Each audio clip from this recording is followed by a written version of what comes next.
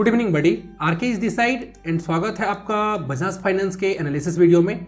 अभी थोड़ी देर पहले बजाज फाइनेंस का जो है Q2 का रिजल्ट आया है। अब ये रिजल्ट कैसा है ये तो कल पता चलेगा जब मार्केट ओपन होगा। साथ ही साथ अगर एक चीज नोटिस करोगे तो बजाज फाइनेंस एक बहुत जबरदस्त पैटर्न का फॉर्मेशन किया है चार्ट के ऊपर में। अब ये पैटर्न का ब्रेकआउट हो सकता है या ब्रेकडाउन हो सकता है। अगर जो Q2 का रिजल्ट है ये रिजल्ट इसके मार्केट के एक्सपेक्टेशन के अकॉर्डिंग रहा या मार्केट के एक्सपेक्टेशन से अच्छा रहा तो उस कंडीशन में ये ब्रेकआउट देगा और ब्रेकआउट देगा तो भी लगभग 12% के आसपास का आपको प्रॉफिट बनाने का मौका मिलेगा इसमें, पोजिशनल ट्रेडिंग करके या स्विंग ट्रेडिंग करके। और अगर एक्सपेक्टेशन के अगेंस्ट गया या मान लो मार्केट ने और अच्छा एक्सपेक्ट किया था और इसका रिजल्ट उतना अच्छा नहीं आया, इन दैट केस में इसका ब्रेकडाउन हो जाएगा और ब्रेकडाउन होगा तो भी आपको 12% के आसपास का मिलेगा।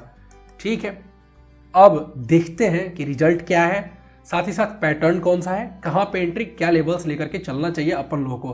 तो चलो वीडियो शुरू करते हैं। ये छोटी सी वीडियो आपके लिए बहुत इंफॉर्मेटिव होने वाली है, पूरा देख लेना प्लीज। और दूसरी बात कि ये वीडियो देखने के बाद आप मोटिवेट होकर के पोजीशन मत ले लेना, अपनी एनालिसिस आपको जरूर करनी है। तो चलो पहले वीडियो देख लेते हैं। ये देखो, ये बजाज फाइनेंस का क्वार्टर का रिजल्ट है। अगर आप देखोगे तो बजाज फाइनेंस की एक अच्छी चीज क्या है कि इसका जो रेवेन्यू है, ये जो रेवेन्यू है इसका वो लगातार बढ़ के आ रहा है। देख रहे हो 6,322 करोड़, उसके बाद 7,000 करोड़, फिर 7,227 करोड़। अभी देखोगे तो इसका जो रेवेन्यू है ना वो लगभग 9,968 करोड़, लगभग 1,000 करोड़ के आसपास मान लो। ठीक है, सॉरी 10,000 करोड़ के आसपास आप मान सकते हो कि 10,000 करोड़ के आसपास का इसका एक अच्छा खासा रेवेन्यू आ रहा है। उसके बाद देखोगे तो इसका जो नेट प्रॉफिट है, नेट प्रॉफिट भी लगातार बढ़ के ही आ रहा है। हाँ, इसके बीच का जो लॉकडाउन के टाइम का जो समय था उसको छोड़ दो, उसको छोड़ करके देखोगे तो इसका जो नेट प्रॉफिट है वो नेट प्रॉफिट भी बढ़ के आ रहा है। कोरोना के बाद के आसपास का टाइम देखोगे आप तो दिसंबर 2020 के आसपास में 1,146 करोड़ का नेट प्रॉफिट था। अभी देखोगे तो ये अब महज 2 साल हुए हैं और 2 साल के अंदर ये 2,781 करोड़ हो गया है, यानी कि लगभग डबल हो गया या डबल से भी ज्यादा हो चुका है। तो ये बहुत अच्छी बात है कि कमबैक जो है ना इसका वो बहुत अच्छा रहा है और अभी प्रॉफिट जो है वो पिछले क्वार्टर से भी अच्छा रहा है इसका। अब देखो इसके बाद में अगर आप देखोगे तो इसके बैलेंस शीट पे चलते हैं। तो बैलेंस शीट में क्या देखोगे, कंपनी जो है वो बहुत अच्छी तरह से अपने रिजर्व्स को बढ़ा रही है। जब कंपनी का मतलब मार्च 2015 में देखोगे तो इसका जो रिजर्व्स था वो 4,750 करोड़ के आसपास का था। अब भी देखोगे तो 7 साल के अंदर, मतलब कि मार्च 2015 से लेकर के 7.5 साल, 7.5 साल मान लो, तो अब भी जो सितंबर 2022 है इस समय कंपनी का रिजर्व्स 2015 में 4,750 करोड़, 4,750 करोड़ का था। अभी देखोगे तो ये 47,922 या मान लो 48,000 करोड़ मान लो। 7-7.5 साल में 10 गुना ज्यादा इसका रिजर्व्स बढ़ा है। लेकिन प्रॉब्लम एक जगह ये है कि इसके जो बोरोइंग्स है, जो कर्ज है ना, वो भी लगातार उसी रेशियो में बढ़ते जा रहे हैं।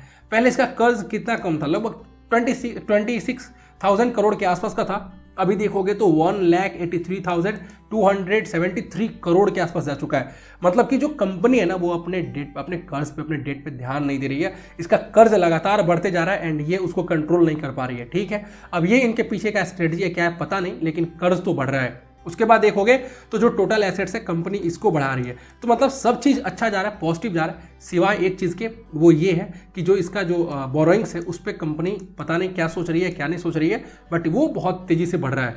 अब देखो एक और बात देखोगे तो जो इन्वेस्टर्स होते हैं उसमें अपन लोग देख लेते हैं। तो जो प्रोमोटर्स थे जो 58% के आसपास का इनका होल्डिंग्स था वो लगातार कम होते जा रहा है। और पिछले क्वार्टर में जून 2022 का जो क्वार्टर था उसका जो रिजल्ट आया था उसमें भी देखने को क्या मिला था कि इनका जो ये है होल्डिंग है वो परसेंटेज होल्डिंग वो कम होते जा रहा है। उसके बाद देखोगे तो FII जो कब था, ये मैक्सिमम मार्च 2021 में 24% के आसपास को होल्ड करते थे, उनका भी लगातार होल्डिंग्स कम होते जा रहा है। और जून 2022 का जो क्वार्टर था उसमें भी कम आया, लेकिन DII इसमें इंटरेस्टेड हो रही है और DII अपने होल्डिंग्स को बढ़ा रही है।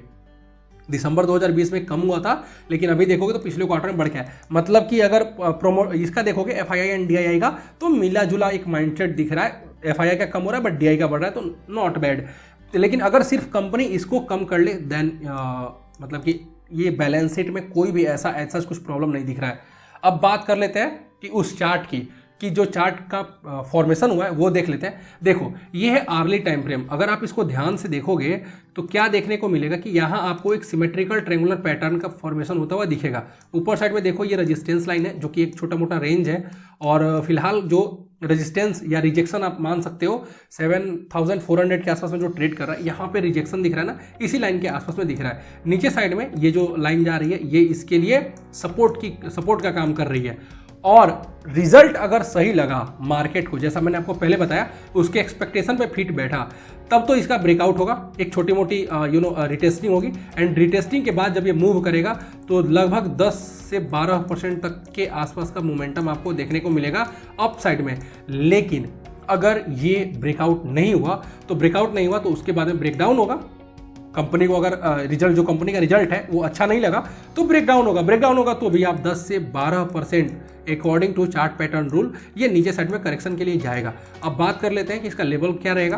तो वो रहेगा ऊपर साइड में 8348 का अगर ब्रेकआउट होता है तो, और ब्रेकडाउन होता है तो 6273 के आसपास में जाएगा ये। अब सुनो एक और बात ध्यान से, अगर रिजल्ट सही लगा और ब्रेकआउट हुआ और इसके आसपास में गया 8348, तो ऐसे कंडीशन में तब आपको इसको और होल्ड करना रहेगा, मतलब मेरे अकॉर्डिंग। बाकी आपकी अपनी एनालिसिस हो सकती है। क्योंकि अगर ये यहाँ गया 8348 के पास गया तो ये अपने ऑल टाइम हाई को ब्रेक करेगा। ब्रेक करने के बाद हो सकता है एक छोटी मोटी रिटेस्टिंग करे, या हो सकता है थोड़े टाइम तक कंसोलिडेट कर ले, एंड देन फिर ये ऊपर जो भागेगा उसके बाद ये 10,000 जो है वो उसका जो टारगेट है उसको लेकर के चलेगा। ये 10,000 के आसपास तक ये मूव करेगा। और वैसे आपको याद होगा कि ये स्टॉक 3600 4000 के आसपास में मूव कर रहा था, और एक बार में इसमें जब मोमेंटम आई थी तो ये चला गया था 7200।